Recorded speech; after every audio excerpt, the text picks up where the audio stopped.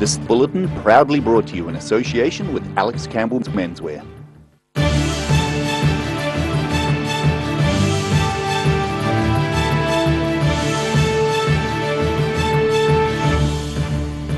Tonight on The South Today, a Dunedin City Councillor objects to proposed changes to freedom camping laws.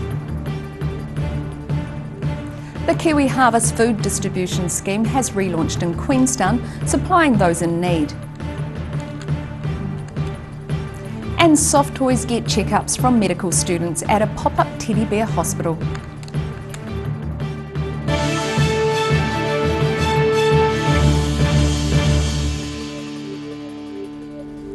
Kia ora, good evening, I'm Melissa Barton. Dunedin City Councillor Jim OMalley has criticised Tourism Minister Stuart Nash for being out of touch with New Zealand travellers. While Nash has been pursuing a crackdown on irresponsible freedom camping, the Dunedin City Council prefers to welcome campers, taking an educative approach to encourage good conduct.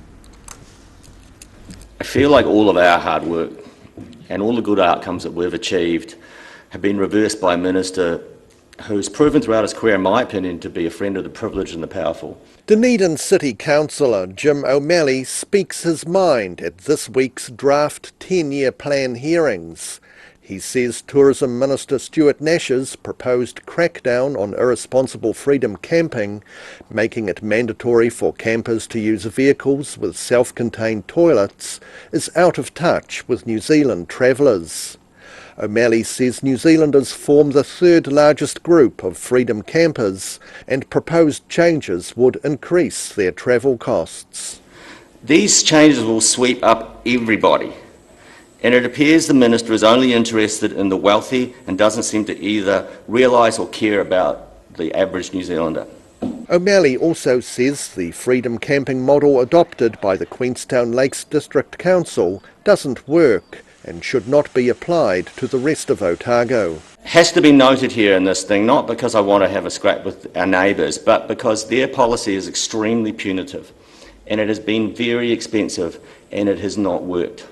And therefore going to the council that has had the least level of success and apparently using it as your template and then going from there is probably not a good starting point. A spokeswoman for Minister Nash says his statements about freedom camping did not reflect Councillor OMalley's characterisation. In Dunedin, The South Today. The Queenstown Lakes District Council has decided not to appeal a High Court decision that determined the recent 100-year lease of Wanaka Airport to the Queenstown Airport Corporation to be unlawful.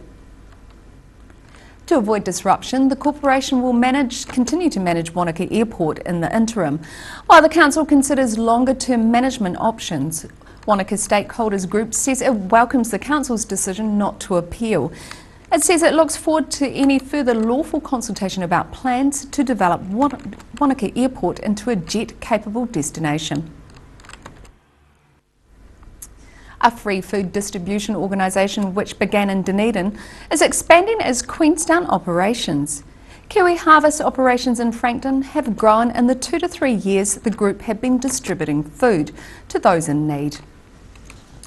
COVID-19 restrictions on food distribution have finally been lifted, meaning Kiwi Harvest's Queenstown operation can continue to help hungry people in the resort town. Branch manager Kaylee Cord says their recently acquired larger premises is coming in handy. It really just gives us that much more room for storage. So previous to having this warehouse, we had a vehicle and one person, which meant that everything that we rescued on that day had to get out. We had nowhere to keep it. So now we can take far bigger volumes, and we can also receive food from the New Zealand Food Network, who deliver pallet loads of food to us, which we can then break down and distribute to the community. The warehouse has finally reopened after COVID-19 restrictions put a stop to earlier attempts. Kiwi Harvest began in Dunedin about a decade ago and opened in Queenstown in 2018. Cord says their operation is mostly volunteer driven. So we do rely a lot on our volunteer base. We have a pool of about 8 to 10 volunteers that come out and help us. They just take turns and come out when they can. And then staff, we have myself and Mel, my colleague, and we work on we both work 3 days a week and have a crossover day in the middle. The Queenstown branch has distributed about 400,000 meal equivalents since it began operating in 2018. And Kaylee Cord says they're now delivering even further afield. We've actually just started delivering once a week to Cromwell and to Wanaka as well, with hope to expand that as well. Their larger warehouse, which began operating in October, has a large chiller and freezer with pallet racking, and they've even got a new truck. Cord is pleased they can now rescue a much larger volume of food and receive more from the non-profit New Zealand Food Network. In Queenstown, the South Today. A trust that wants a remnant of the once thriving Port Chalmers shipbuilding industry to be restored has asked the Dunedin City Council to put cash towards the project. The Port Chalmers Foundry Trust is asking for $700,000 to stabilise a bank at the site of the old Sims Engineering building, as well as clearing any remaining asbestos. The Trust says the council left the historic building exposed to the elements after removing its roof 4 years ago. The Trust says it could raise money to replace the roof and strengthen the building once the council had completed asbestos removal. While stuffing and fur may not be part of the human anatomy, teddy bears are being examined in Dunedin this week by budding medical professionals. Medical and dentistry students from the University of Otago are running a teddy bear hospital to help children overcome fear and anxiety about seeing healthcare providers. This pop-up teddy bear hospital at Dunedin's Elam Church is so children can overcome fear and anxiety about seeing healthcare providers. Kindergarten groups have booked sessions this week for University of Otago dental and medical students, such as Elise Foreman, to take the soft toys through the process of a real visit in a fun way. It's not that scary. We're not scary people. Basically just all aim to create a positive experience with the medical healthcare professionals and just reduce any anxiety or stress that can come about when the child's sick and has to go for it themselves, because that can be a very overwhelming time as well. One of the clinic sponsors, MAS, has donated extra stuffed toys for children who didn't get to bring one with them. And the staff make sure it's a fun day out for the youngsters. They bring their teddy bears, they get checked up, they get to experience all the actual medical equipment that will be used in a proper hospital setting and in dental surgeries. Foreman says the medical students also benefit from their time at the clinic, learning about bedside manner as they diagnose the ailments of children's soft toys. It's so valuable for the students to be able to do this, to be able to interact with like children and everything like that, because we don't really get to deal with patients until our latter years of our degree. After this week, the Teddy Hospital will open to the public on Saturday at Carisbrook School in South Dunedin without bookings. In Dunedin, the South Today. Still to come on the South Today, we check in with the Youth Sports Initiative in Invercargill and we chat with Professor Robert Patman in Global Insight. So see you after the break.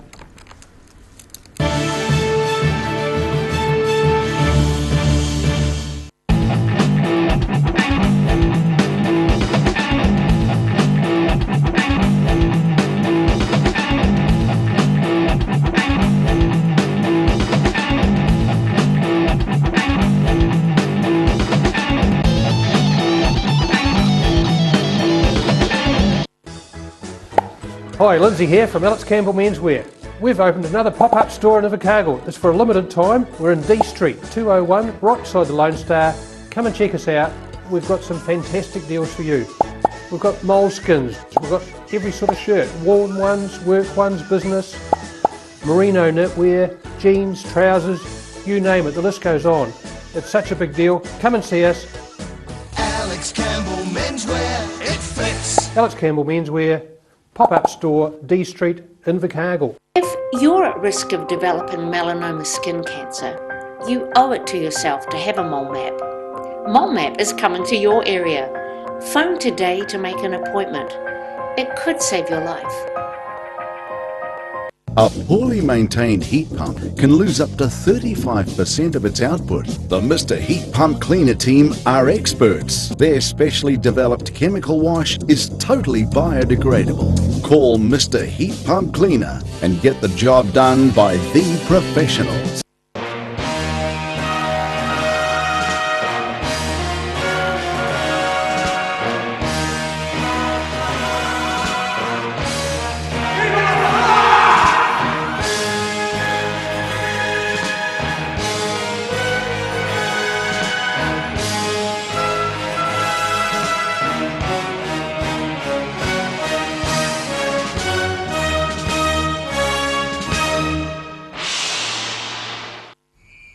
Ah, TV, our favourite babysitter. But it can be tough keeping up with what our tamariki are watching. Luckily, the Broadcasting Standards Authority has made some smart changes to the classification labels. Ooh! Plus changes to the time of day certain rated shows will air, and awesome new parental lock features, meaning your babysitter's job is safe. Find out more at safeviewing.co.nz.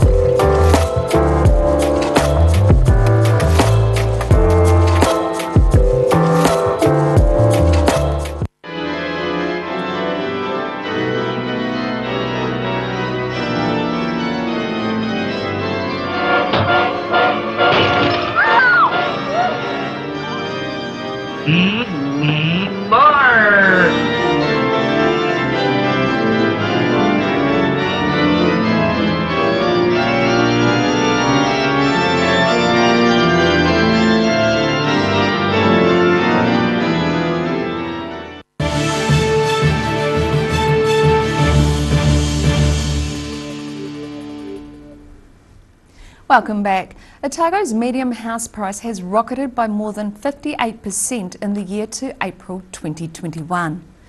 New Real Estate Institute of New Zealand figures show the medium house price in the South Island region increased from $447,000 last year to more than $700,000 this year.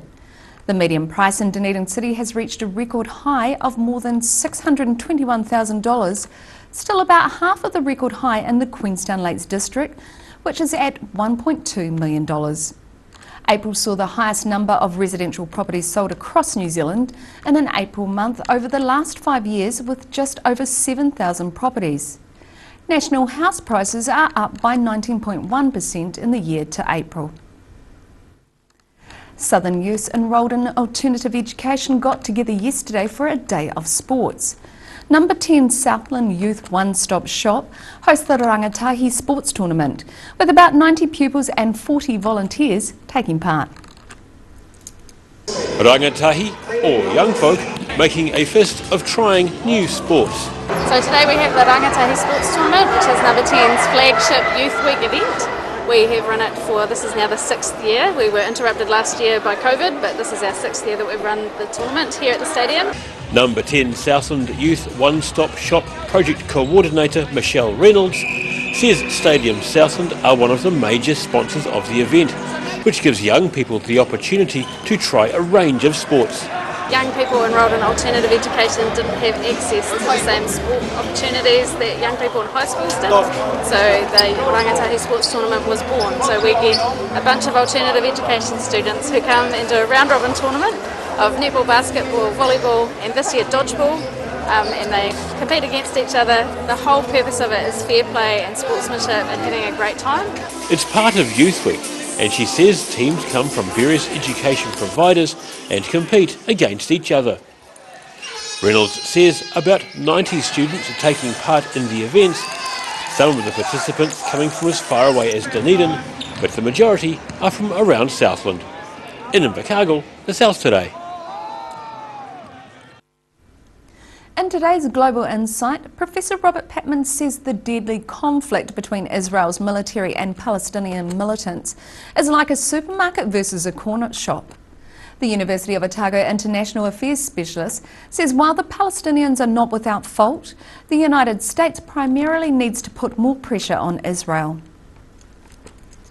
This week, an exchange of missiles fired by Israeli military and Palestinian militants have killed dozens of people, mostly Palestinians. Welcome, Robert. Morning, Bruce. It's an intractable and deadly dispute that's been dragging on for decades. What has triggered this event now? First of all, we're in the last stages of Ramadan, and Jerusalem itself contains two of the holiest sites for both Judaism and Islam. And in the last week or so, in fact Monday, Palestinian worshippers at the Al-Aqsa Mosque, which is one of the most holy sites in Islam, Israeli security forces suspected there were terrorists within the Al-Aqsa compound, and they used tear gas and rubber bullets, that's steel-capped rubber bullets, and stormed the compound. 180 Palestinians were quite seriously injured. 80 had to go to hospital. And this comes against a backdrop of the Israelis consolidating their control over East Jerusalem. And we've seen, as you described in your opening remarks, the Palestinians in the Gaza Strip launching rockets into Israel. And 6 Israelis have been killed as a result of those rocket attacks. And then we've had Israeli retaliation, which has killed 53 Palestinians. It seems like Israel and Palestine is one of those polarising topics that you're only allowed to take an either-or position on. But very few things are truly black and white. Can you help us get at some of the grey in this? In power terms, in terms of military power, this is the supermarket versus the corner shop. Israelis have occupied the West Bank since 1967, since the 67 war, and they've also occupied East Jerusalem and effectively annexed it from 1980. Palestinians are being displaced from their homes by Israeli settlers. What do you see that would need to fundamentally change to bring a lasting solution? I think, quite frankly, and Bernie Sanders, who's a Jewish US senator, has said this repeatedly, the United States needs to put more pressure on Israel to relinquish its control over the West Bank and at least reach a negotiated solution. The original idea was a two-state solution with the division between the Palestinians and the Israelis over control over Jerusalem. What happened during Mr. Trump's period in office was that Mr. Trump recognized that Jerusalem, the whole of Jerusalem, was the capital of Israel. And much of the international community didn't agree with that because it seemed to be in violation of the way in which the 1967 war ended. Thank you, Robert. Thank you. And thank you for watching. Catch us next time on Global Insight. Te pono me te araha. And you can watch the full interview with Professor Patman online at odt.co.nz. After the break on the South Today, we have this week's edition of Football Chat with Morgan Jarvis, and we take a look at tomorrow's weather for you. So see you after the break.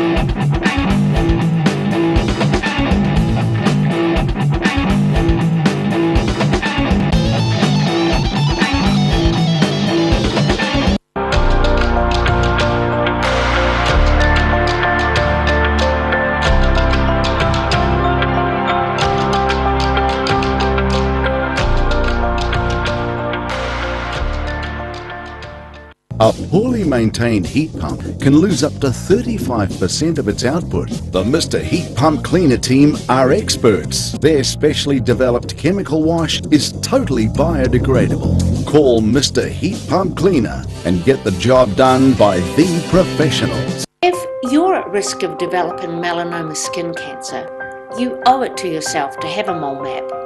Mole map is coming to your area. Phone today to make an appointment. It could save your life.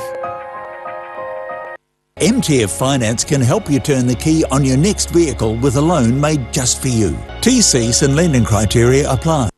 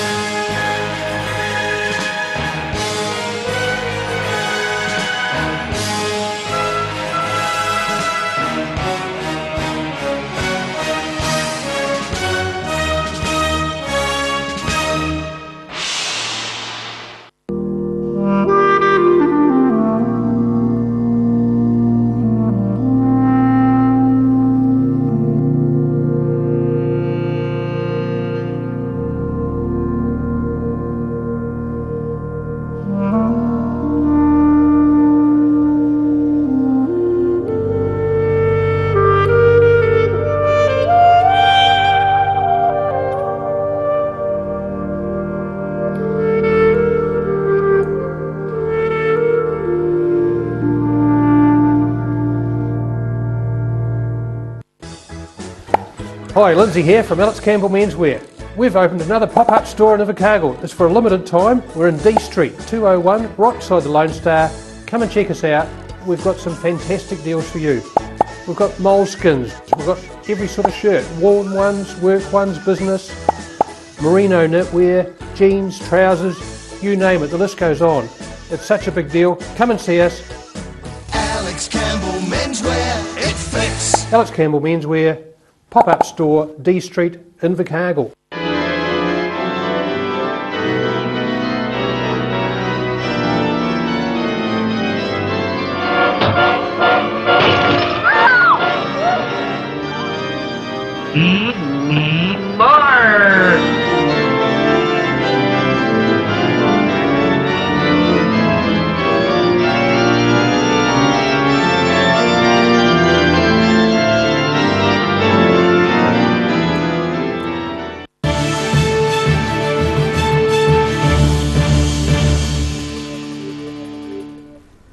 Thanks for staying with us.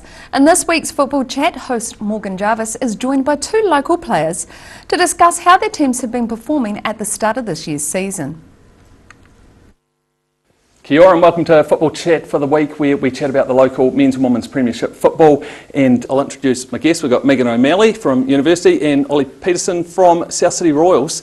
Thanks for coming in. Megan, Friday night you had a game against the standout team, Dunedin Tech, down on the turf. It was a really good game of footy. On the wrong side of the scoreline, 4-0, but geez, good footy on display there. How did you find actually, coming up against those players who you've been coming up against for a few years now? Yeah. I think, like you said, it wasn't exactly the scoreline we were hoping for, but we're happy with our performance and looking forward for things that we can work on for the next time we play them in the next round. But overall, happy with the performance, just not happy with the score. Yeah, and it's clear from watching the team play, because I got down there and managed to watch a good chunk of it, and the way that you really intend on playing the ball out from the back and across the back line in a patient manner. You clearly got a style that you're focused on there, works well down on the turf. Obviously it's a bit tough when you're coming up against Tech, but you're still sticking to that style. It's good to see. Yeah, Stu kind of gives us a nice game plan to go forward with, and we try and just implement it as well as we can, and I think we're doing pretty well at doing that. Ollie, with the South City Royals, and top of the league, it's going great. It's easy, isn't it? I wouldn't say easy, but it's nice to be where we are, and always putting in a lot of hard work, so it's nice to see those results coming through. Yeah, and you've been it seems like there's a reasonably settled sort of line-up with the Royals there. You've been making a few appearances off the bench, picked up a goal the other week against Mosgiel. So you must be enjoying being part of the team there. Yeah, loving it. It has been a relatively settled starting lineup, but I mean, my change a winning formula, and it's we've got a lot of great competition between the squad. Everyone trying to push in, trying to make that starting lineup. So no, it's exciting at the moment. Yeah, so look, that just about wraps up Football Chat for this week. Make sure you check out the Chatham Cup and Kate Shepherd Cup football happening over the weekend if you get a chance. Also, this Sunday afternoon, check out the Roslyn versus Dunedin Tech walking football for 60 plus. Sunday 2 p.m. down at Ellis Park. Walking football, and look, there's going to be some absolute club legends from both of those teams on display, no doubt. Be really interesting. They're welcoming everyone to get down and check that out. So big thanks to Megan and Ollie for coming in, and all the best for the weekend. And we will see you next week. And you can watch the full interview online at odt.co.nz. And now recapping tonight's top stories on the South today. A Dunedin City Councillor objects to proposed changes to freedom camping laws during this week's DCC plan hearings. The Kiwi Harvest food distribution scheme has relaunched in Queenstown, supplying those in need. And soft toys get checkups from medical students at a pop-up teddy bear hospital as budding doctors attempt to hone their skills.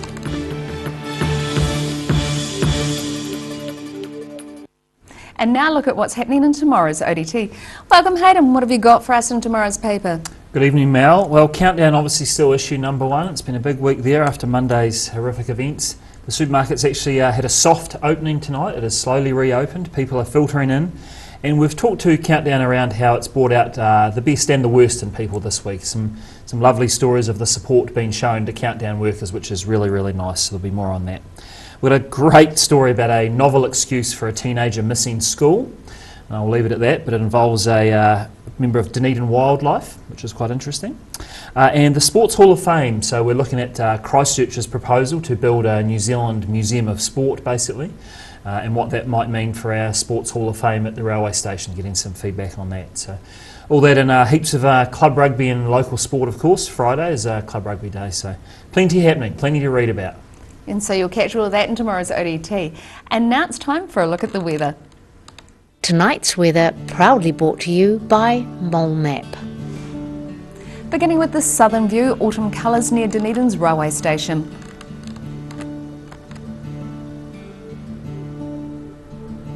Looking at the situation, a front is moving across the Tasman Sea, bringing an increasing northerly airflow to the region tomorrow with rain developing in the west. Cooler southwesterly airflow will follow on Saturday and remain for Sunday. Starting off at the northwest of the South Island, mostly sunny here with 14 degrees in Greymouth and 13 degrees in Westport. Moving to the northeast, mostly sunny here with 13 degrees in Nelson and 15 in Blenheim. Heading down to Canterbury, expect sunshine across the region with 14 degrees in Kaikoura, 13 in Christchurch and Ashburton. Looking at the southern towns, best have your umbrella handy down here as you're in for fresh northerlies, late rain with 15 degrees in the Catlins, Balclutha, Lumsden and Gore. Travelling westwards to the Central Lakes, planned for gusty northwesterlies with 16 degrees in Alexandra, 15 degrees in Queenstown and Wanaka. Waitiana, you should expect rain with your 14 degrees. To the northern towns, cloud is on the increase here as well with 14 degrees in Timaru and Oamaru, while it's slightly warmer in Twizel and Amarama as you're due for 16 degrees each. In Dunedin, fine tonight with a low of 8. Fine and increasing high cloud tomorrow with light to moderate northeasterlies developing, a high of 12 and a low of 9. And it's high cloud early Saturday, clearing then sunny with moderate westerlies developing. Get ready for cold showers later, a high of 14 and a low of 7. And in Invercargill, high cloud increasing tonight with a low of 5. Milder northerly winds freshening tomorrow with high cloud and some rain developing from the evening, a high of 16 and a low of 9. Showers clear and sunny periods increase during the day on Saturday with milder cold southwesterlies, looking at a high of 14 and a low of 5.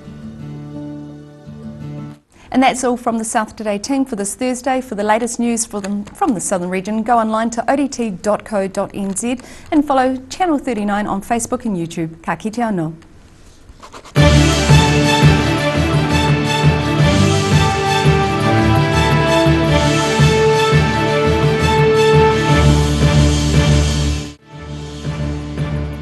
This bulletin proudly brought to you in association with Alex Campbell's Menswear. Supporting local content so you can see more of New Zealand on air.